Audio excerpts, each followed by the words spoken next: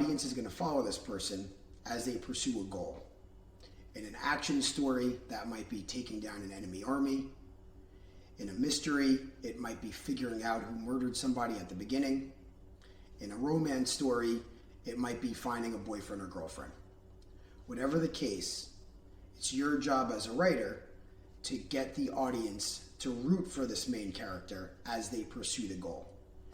And getting the audience to root for the main character is not necessarily easy. What you need to do is allow the audience to identify with this person, because then they could see part of themselves in the main character. And this builds a connection that lets the audience follow this person through the story as they pursue their goal.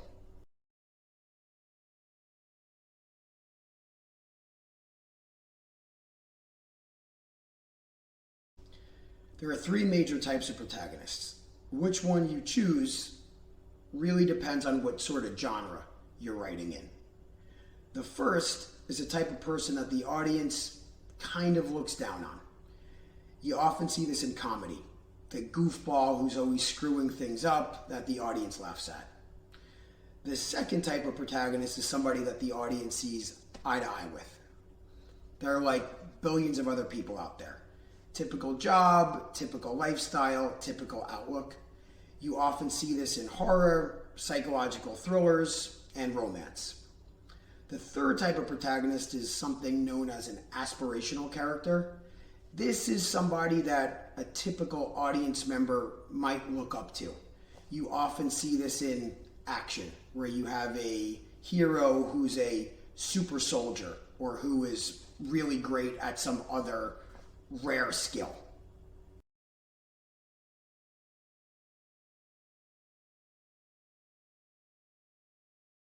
A protagonist that the audience sees eye to eye with is obviously pretty easy to build an identifiable connection with, but it's your job as a writer to make sure whoever your main character is, you could build that connection. And you do that through empathy. Empathy meaning the audience could understand what the protagonist wants, even if the protagonist happens to be pretty different from the typical audience member.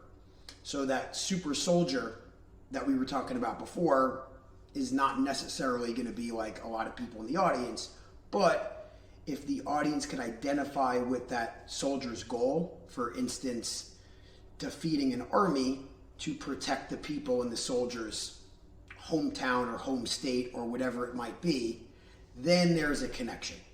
So it's very important you build empathy with your protagonist. And this doesn't necessarily mean the protagonist needs to be likable. So there's a concept of an anti-hero, which is a main character that is kind of against the grain and is not necessarily likable. And that's okay as long as you could create empathy with that person and the audience understands where the person's coming from. An example would be a main character that's committing crimes, but to raise money to help out their child.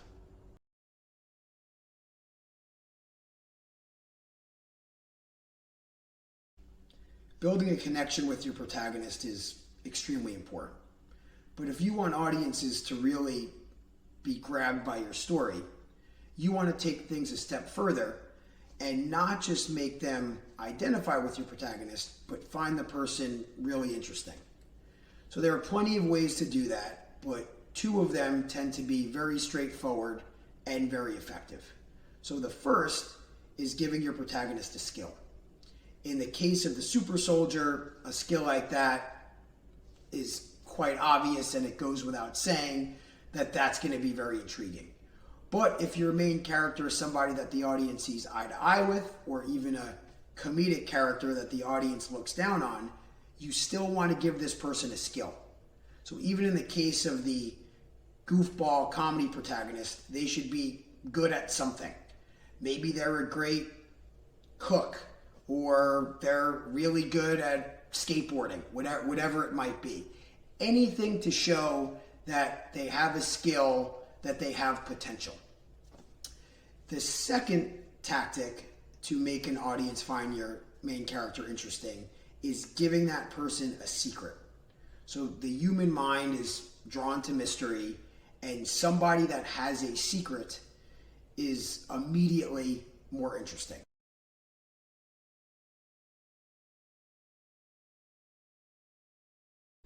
To make your protagonist even more interesting, you want to give them depth. And to do that, you use something that's often referred to as a need. So we talked before about the protagonist having a goal, some sort of a external end that they pursue out in the world. For instance, winning a big boxing match. But that main character should also have an internal problem that's hurting their own life.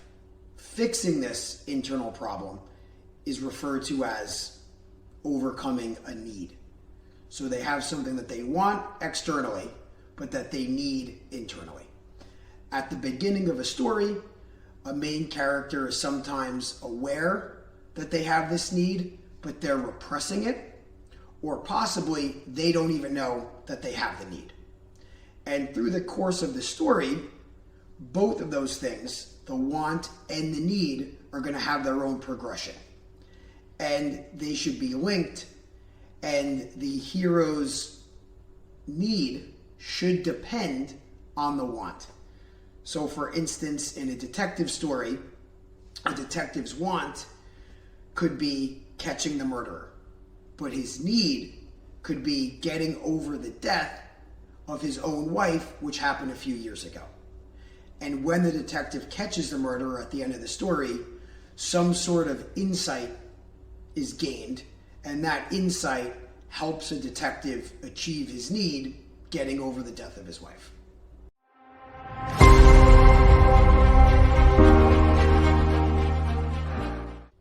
Like we talked about, your protagonist has a goal.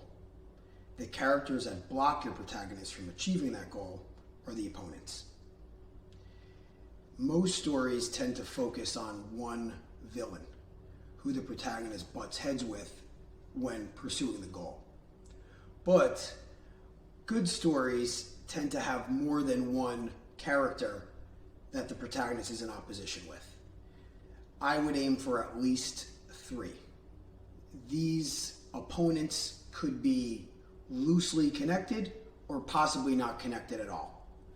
Each of them puts pressure on the protagonist while pursuing the goal, and the fact that there's multiple levels of opposition keeps the story fresh and keeps the obstacles interesting. As an example, let's say there's a detective who's pursuing a murderer in a mystery story.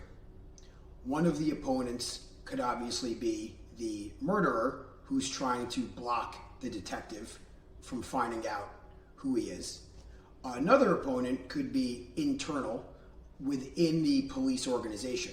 This is another cop that's also trying to mess with the detective's investigation for whatever reason. A third opponent might be somebody that's in the detective's life, say a ex-girlfriend, whoever it might be, that's also holding back the detective in a different way.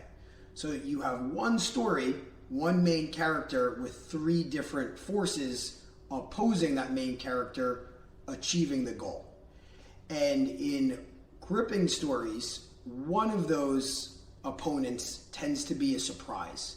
So you don't necessarily know they're going to be a problem at the beginning of the story, and then you find that out in a twist. So for instance, let's go back to the opponent that's internal to the police department. That might be somebody that seems like an ally of the detective, but then we find out they're actually working with the murderer in a twist, and the detective might get led into a trap, creating a lot of conflict and a lot of tension in a big surprise reveal.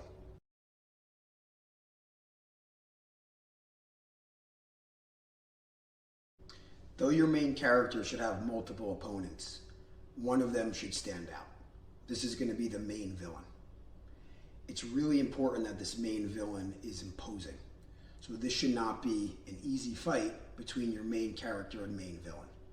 The main villain should actually be more imposing than the protagonist. that's going to create an imbalance of force and make the conflict of the protagonist that much harder.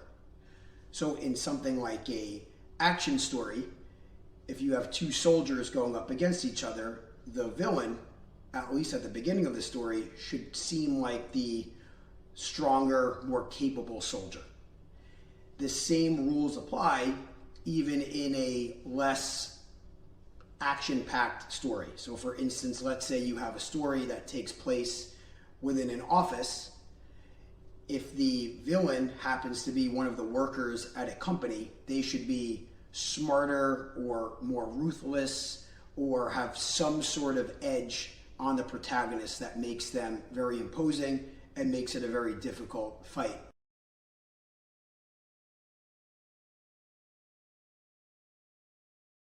Your hero and main villain are obviously going to be in opposition, but they should also have a few things in common. I like to look at this concept like a dark mirror. So when a hero looks into this dark mirror, he sees a reflection of himself, but that's shadowed. He sees parts of himself that he knows are there, but he doesn't necessarily like. So for instance, let's say we have a detective protagonist who comes from a rough area. A lot of his friends growing up and even family members got into crime. The detective went into law, but this whole idea of a criminal culture is part of the detective's upbringing and part of his fabric. When he's pursuing the villain in the story, he sees elements of himself within that villain. And this creates a lot of opportunity for conflict. And these elements of conflict should not just press on the hero in terms of the external want that they're going for, the goal, but also the internal need. So the villain should challenge the hero in both ways, both externally by trying to prevent them from reaching the goal, and internally by forcing the hero to confront the need through the story.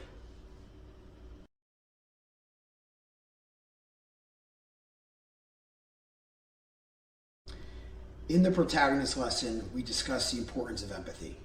The same concept holds for a villain.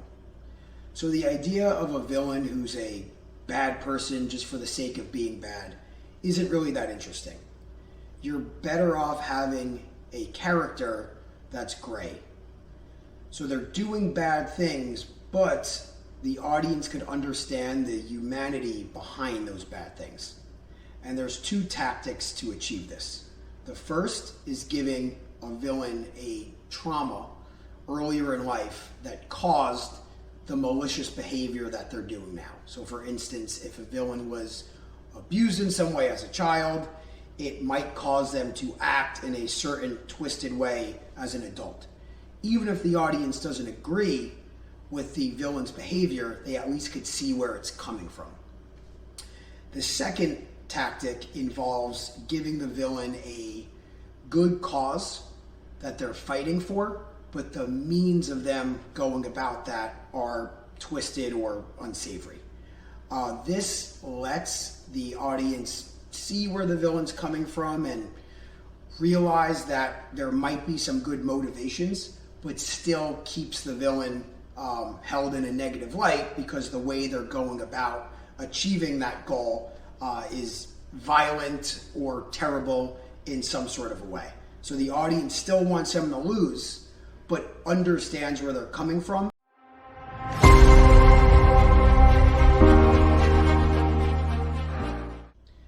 Allies are side characters that help your protagonist along the way to achieving both the external goal and overcoming the internal need.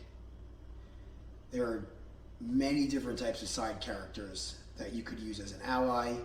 Often they depend on genre. Some examples would be a romantic interest, a family member, a work peer, a buddy, or a mentor.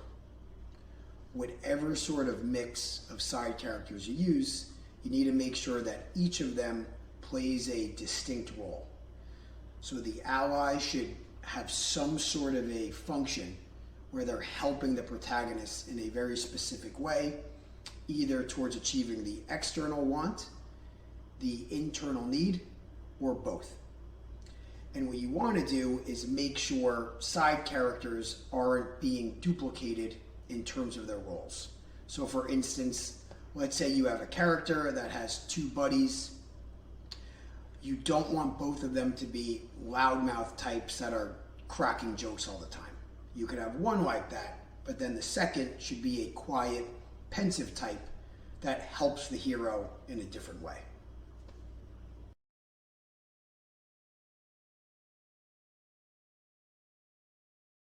Like we talked about, allies help the hero achieve the want and the need.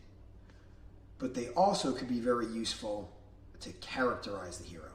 So the interactions that your protagonist has with these characters could help the audience learn more about the hero.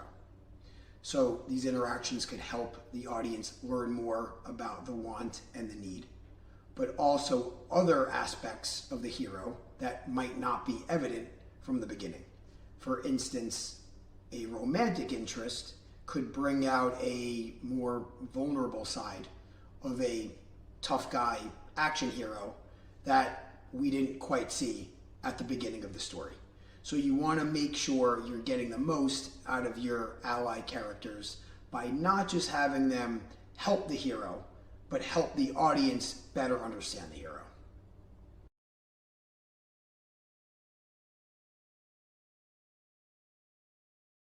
It's good to have a thin line between opponents and allies. So in the opponents lesson, we talked about the idea of a surprise opponent. In the example, we had a detective protagonist, and then a cop within the detective's department wound up working with the murderer and being a surprise opponent. The same sort of concept could apply the other way around, where you have somebody that seems like an opponent, but in fact they turn out to be an ally. This helps keep things fresh and keeps the audience guessing. For example, let's say we have a thriller story and the main character is going up against a criminal organization. One of the underlings in the criminal organization may start out as a very bad character, but through the conflict begins to see that the main villain is in fact a bit twisted and wrong and flips. And the main character is able to get that underling on his side as an ally. So that's another interesting twist that you could use as well.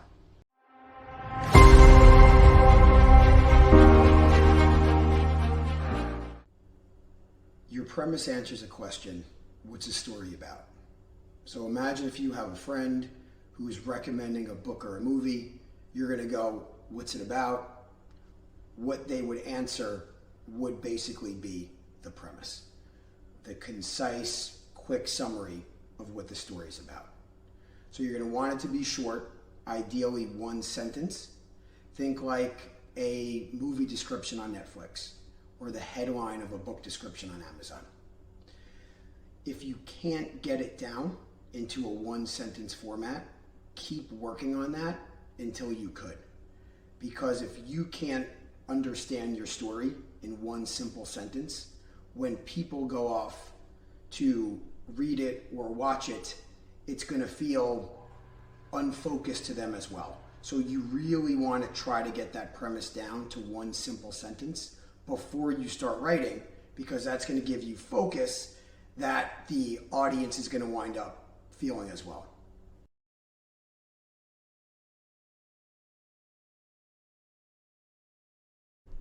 If you have a 100-page screenplay or a 400-page book, getting that concept down into one sentence, I know, could seem really difficult.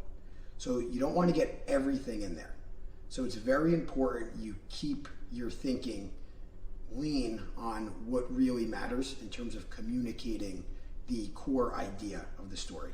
So what you're going to want to focus on is the protagonist and some sort of a conflict with other characters. So for instance, a premise of an ex-con living in the wilderness isn't great. The idea of an ex-con is pretty interesting. The idea of the wilderness is pretty interesting, but there's really not any inherent conflict there. An ex-con who comes across a past criminal enemy in the wilderness is now a premise that's workable. So you've got the protagonist, who in this case would be the ex-con, and the villain, who would be the past enemy, now butting heads in the wilderness. You have protagonist and conflict with another character in one sentence.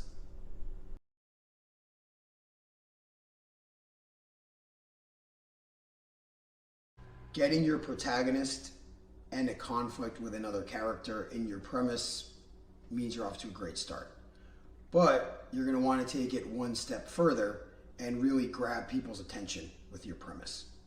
So a tactic to do that is using a contradiction. So the human mind hones in on contradictions. So we're going to catch them and we're going to notice them. So you want to use that when you're trying to catch people's attention by getting them interested in your story. So for instance, let's look at our premise about the ex-con in the wilderness. You could take that one step further and say something like this. A criminal turned family man runs into a former enemy in the wilderness. So the idea of a family man clashing with a criminal enemy is a contradiction there. So you have two things that are on opposite ends of a spectrum, a family man and a criminal by a lot of accounts. And those two things clash in a very contradictory way, and something like that is going to grab the attention of somebody who's checking out a bunch of premises on Netflix or Amazon or whatever it might be. Something like a contradiction could help yours stand out.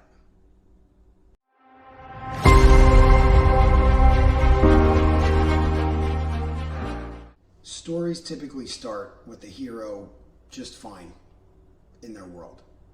Then something will happen that totally shakes things up and kicks off the conflict of the story. This event, which is known as the inciting incident, should happen very near the beginning of the story, but not necessarily as soon as the story opens up.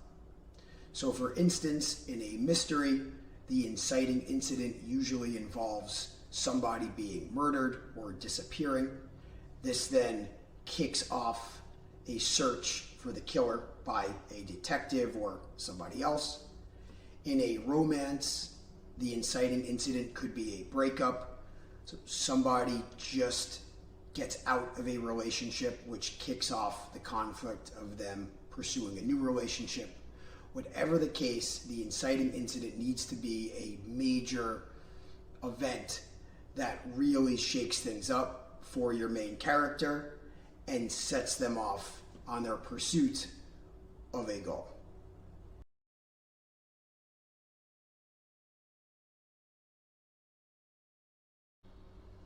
After the inciting incident, your protagonist is going to have a goal. They're going to pursue that goal in a sequence of scenes. The sort of things they do to go about that goal are going to be influenced by the genre for a large extent. For instance, in a mystery, the things the protagonist does to catch a killer are going to often be interviews with witnesses, or questioning suspects, or investigating crime scenes. In a sports story, the steps that a protagonist takes to pursue the goal could be different training regimens. Whatever it might be, these steps should stay true to the genre, but you're also going to want to get creative and put your own spin on them.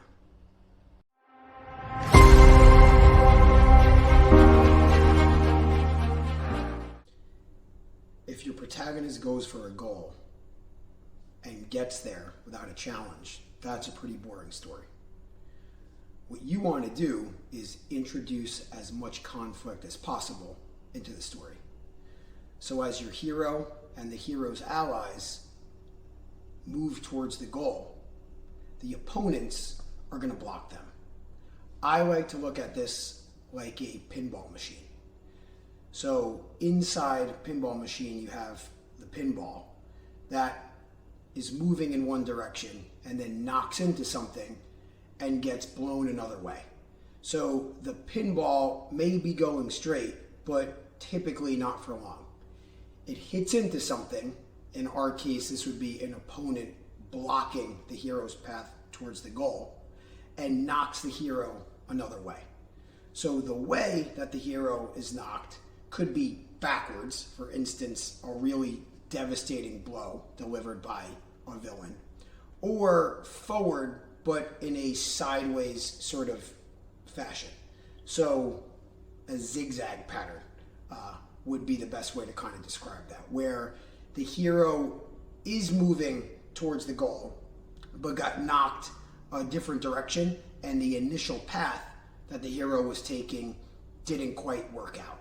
So this strategy of pinballing is very helpful when you think about the shape of your hero pursuing the goal. A straight line without bumping into anything is bad.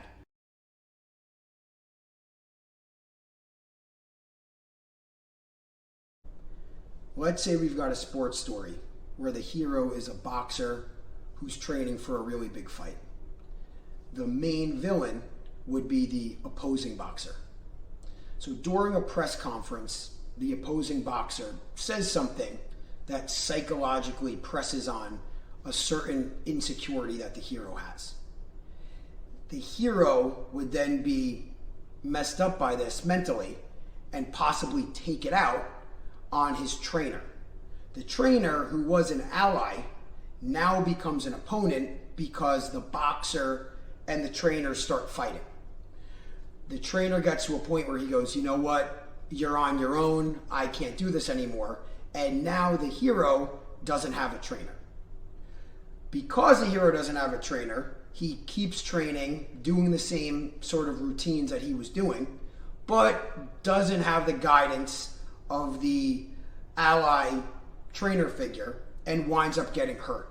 So the hero now lost a trainer and is hurt leading up to the fight, all because the opponent just said something in a press conference that mentally blocked the hero from continuing on his training regimen that was working. So that's an example of a pinballing type shape.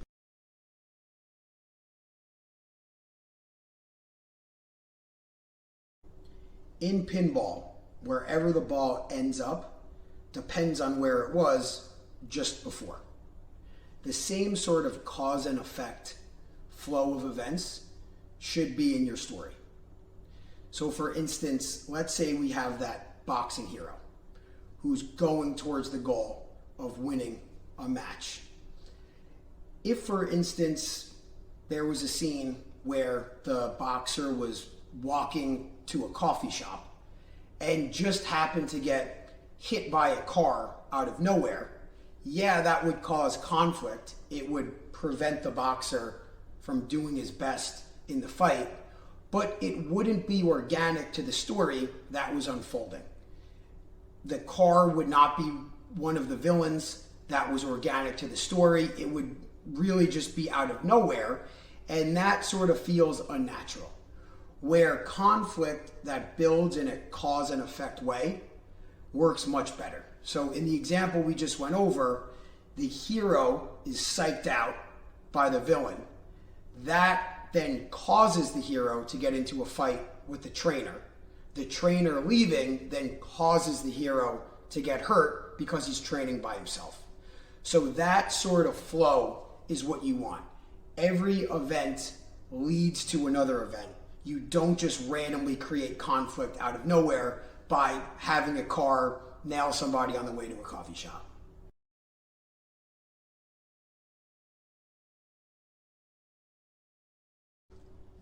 as the hero gets pinballed around, you want their problems to get worse.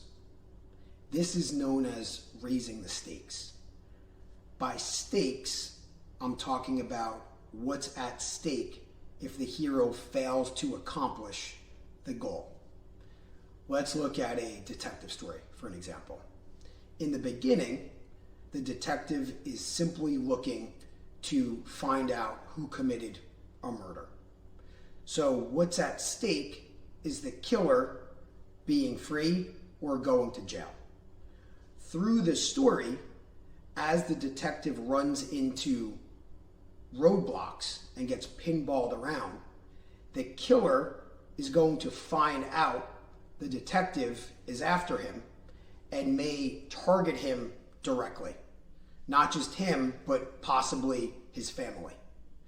So in the beginning, what was at stake was just the killer going to jail or being free.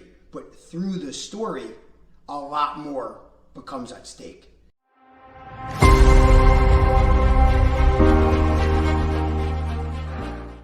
The climax is the high point in the story. That's what everything is building up to. The main thing that's answered in the climax is whether or not the hero will accomplish the goal. That's where it's answered.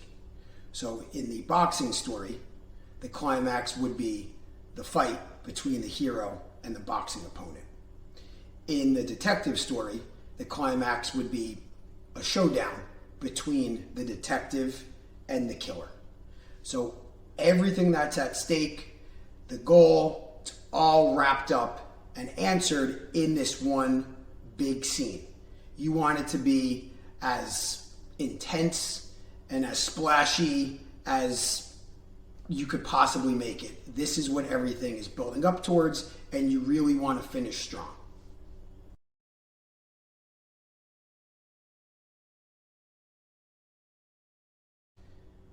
The climax answers the question of whether or not the hero is going to achieve the external goal.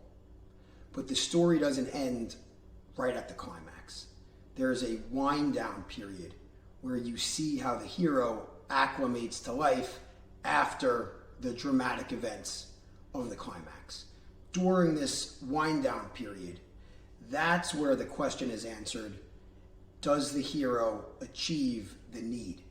So if you remember in our lessons on character, we talked about how the hero has an external want and an internal need. The external want, whether or not that is achieved, is answered in the climax, and the need is addressed post-climax once you see how the hero reacts to the events of the climax and how everything played out with the opponents and the allies.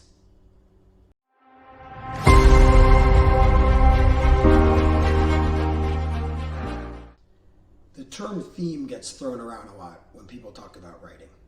I've heard various definitions for it, but the one I like to use is theme being a takeaway about the world that somebody would have after watching or reading your story. For example, let's say we have a sports story about an underdog hero who isn't that naturally talented but works very hard. If the hero beats a very naturally talented opponent at the end, the theme would be something along the lines of perseverance could lead to success.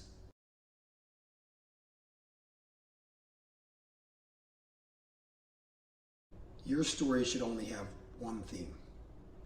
Now that theme could have many different facets and many different moving pieces, and it could be quite sophisticated in terms of the philosophical or psychological commentary that it's making.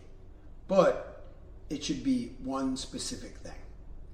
This keeps your story focused. So if you're writing and you start drifting from theme and start proving a commentary that is not central to your main theme, your story is going to start veering and the audience is going to be able to feel that.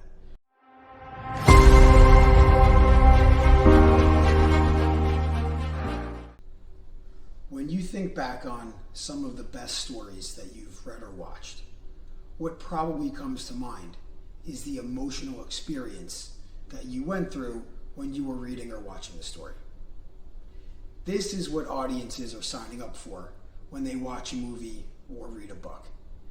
They want to be taken on an emotional roller coaster and experience a lot of different emotions while they're going through the story, feeling connected with the protagonist, and experiencing all the ups and downs of the protagonist. It's your job as a writer to make sure you're always delivering on emotional payoffs. So all of the interactions that the hero has with allies and with opponents are opportunities for you to deliver an emotional payoff. So be very mindful of that and don't take these opportunities for granted and use them as just devices to move forward the plot. It's the emotion that people really want, and that's what you need to deliver on.